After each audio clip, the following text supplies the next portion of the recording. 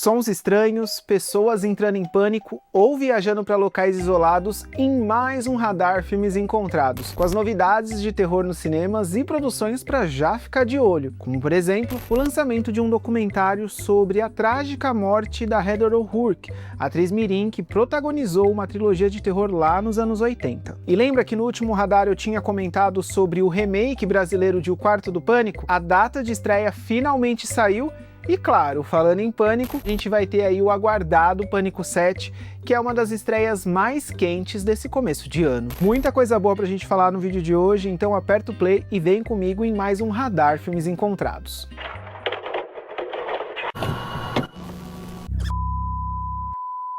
Para abrir essa edição, preciso comentar de uma estreia que acabou ficando de fora do primeiro Radar, porque era um filme que ia ser lançado agora em fevereiro e foi adiantado para o finalzinho de janeiro. O Socorro, novo terror do diretor Sam Raimi, em que dois rivais ficam presos em uma ilha após um acidente aéreo. Você já foi assistir?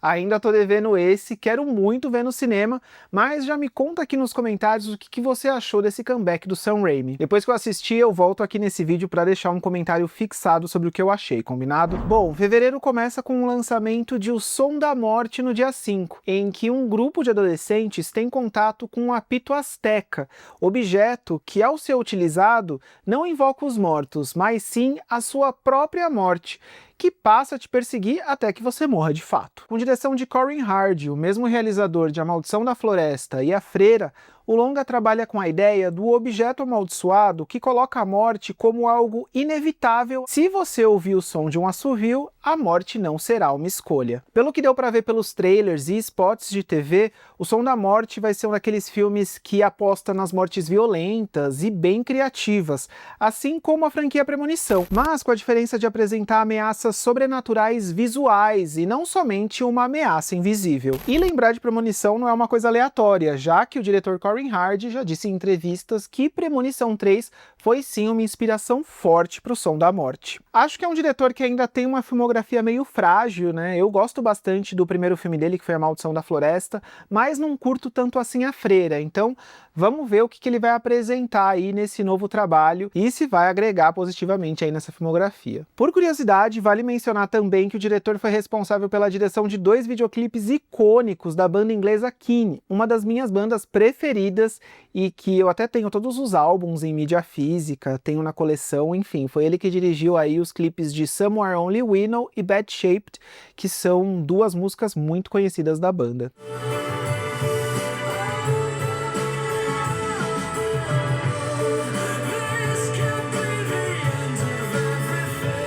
Bad Shaped pode até ser que você não lembre, mas Somewhere Only We Know, essa eu acho que é impossível não conhecer. Pulando para o dia 13, a gente tem a estreia no streaming do novo filme da diretora Gabriela Amaral, o remake brasileiro de O Quarto do Pânico, thriller dos anos 2000 dirigido por David Fincher e escrito por David Cope. Na história do original e desse remake, a gente tem mãe e filha se mudando para uma nova casa e logo elas vão precisar enfrentar uma situação aí de vida ou morte, quando um grupo de ladrões invade a casa e quer algo que está escondido dentro do local onde elas se refugiaram nessa casa. O tal quarto que dá título ao filme. Outra produção que eu tô bem curioso, porque a Gabriela já mostrou que sabe conduzir uma história carregada de tensão com personagens presos em um único local, assim como ela fez no ótimo Animal Cordial. E também trabalhar aí com uma relação familiar sensível, como apresentado em seu outro longa, A Sombra do Pai. Esse, inclusive, tem conteúdo aqui no Filmes Encontrados. Eu fiz um vídeo só sobre ele quando ele foi lançado nos cinemas. O Quarto do Pânico é estrelado pela Isis Valverde e o Marcos Pigossi,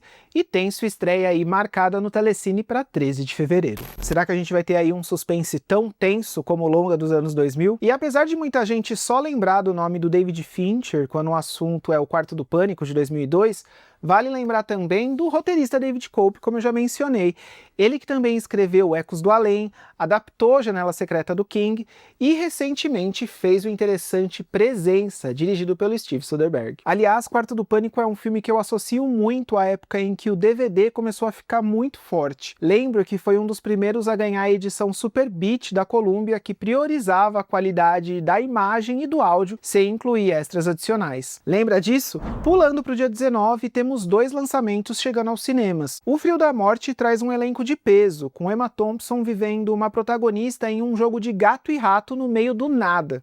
Sua personagem é uma mulher em luto que viaja para o norte de Minnesota, nos Estados Unidos, para espalhar as cinzas do recém-falecido marido em um local que foi muito importante para eles. No caminho, ela se depara com uma dupla de sequestradores que mantém uma jovem refém. Agora ela vai fazer de tudo aí para tentar salvar a jovem e ter um embate aí com esses sequestradores, sendo que um deles é interpretado pela Judy Greer. Como eu disse, um elenco de peso. Tá aqui uma estreia que talvez tenha aí um lançamento meio tímido, mas acho que vale a pena ir conferir nos cinemas. Já Pra Sempre Minha é o novo terror do diretor Ross Perkins, mesmo de Longlegs, Maria e João e A Enviada do Mal. O curioso é que esse foi por um tempo o título oficial do filme no Brasil, como divulgado pela Diamond Filmes, em trailers e cartazes, lá no final de 2025. Mas a Diamond acabou oficializando a alteração para o título nacional de Pra Sempre Medo. Assim como outras estreias desse mês, como O Quarto do Pânico e O Frio da Morte, Pra Sempre Minha mantém sua protagonista isolada em uma jornada de sobrevivência, mas aqui com um toque a mais de paranoia e terror. Na história, uma mulher viaja com o namorado para uma casa que ele tem ali num local meio isolado. Logo que eles chegam lá, situações passam a escancarar que esse laço entre eles parece muito frágil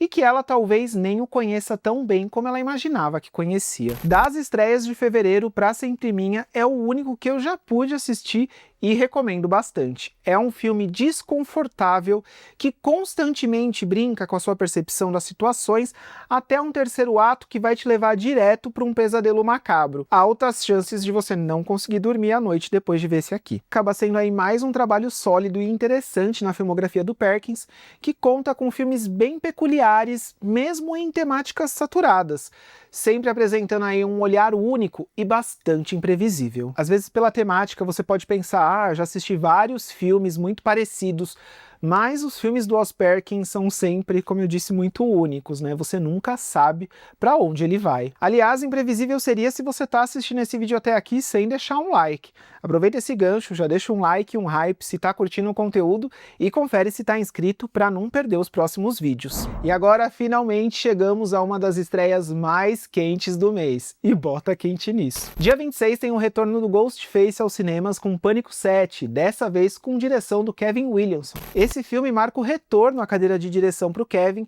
já que até então seu único filme como diretor tinha sido Tentação Fatal de 99. Depois disso, claro, ele continuou escrevendo e produzindo outros trabalhos. Na franquia Pânico mesmo, ele também escreveu Pânico 2, Pânico 4, teve bastante envolvido ali, né, nas continuações Pânico 5 e Pânico 6, mas tô bem curioso para ver ele agora tomando ali a frente nesse 7º capítulo. Além do Kevin, a gente tem também a volta aí da Neve Campbell, né, com a franquia voltando a focar na Sidney, que aqui retorna com o sobrenome Sidney Evans, e que vai enfrentar um novo Ghostface ao lado de sua filha adolescente. A Courtney Cox também retorna, e não só ela, como também outros diversos nomes que já passaram pela franquia lá em sua fase inicial, como Matthew Lillard, David Arquette e Scott Foley. Personagens que já morreram na franquia, mas que vão ter aí uma aparição surpresa nesse novo filme.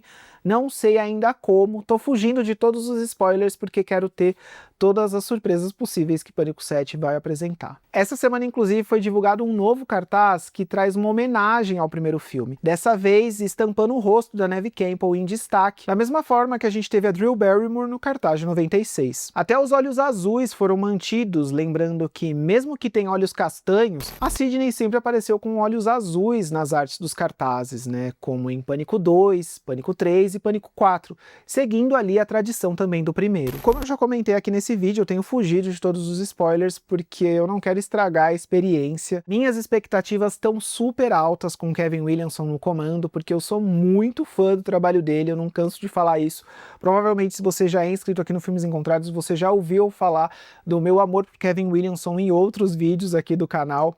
e eu sempre acompanhei tudo que ele fez ali na segunda metade dos anos 90, né, a adaptação de Eu Sei, Tentação Fatal, Dawson's Creek, e até as séries que foram canceladas, como Glory Days, Hidden Palms e Wasteland, algumas dessas aqui, ali também na década de 2000. E além do novo cartaz, teve também um novo teaser que mostrou aí a Courtney Cox e a Neve Campbell dividindo a tela em uma entrevista na TV, né, uma situação um pouquinho tensa entre as duas, em que a Gale menciona a filha da Sidney e ela fica ali meio receosa, falando que não quer que, né, a filha dela seja assunto aí nesse bate-papo. Senti um pouco daquela tensão clássica entre a Gale e a Sidney que a gente via lá no Pânico 1 e no Pânico 2. Pra fechar, deixo uma dica extra para você colocar no seu radar, o documentário She Was Here, que vai ser lançado como vídeo on demand nos Estados Unidos em 24 de fevereiro. A produção vai relembrar o legado e a triste morte da atriz mirim Heather O'Rourke, nascida em dezembro de 72 e que protagonizou na década seguinte os 3 longas da icônica franquia Poltergeist.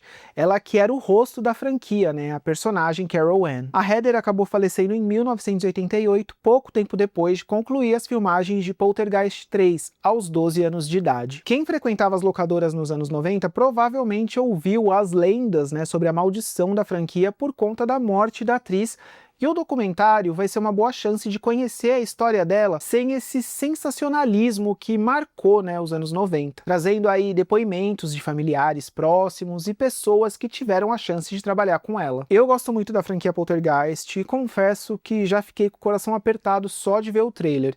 Eu espero que o assunto seja tratado com o máximo de respeito a ela, cuja morte não teve nada de sobrenatural. Agora me diz, tá ansioso para conferir algumas dessas produções? Vai colocar alguma delas no seu radar? Imagino que Pânico 7 seja unanimidade, né? Muito obrigado por ter assistido até aqui e a gente se vê no próximo vídeo. Abraço e até lá!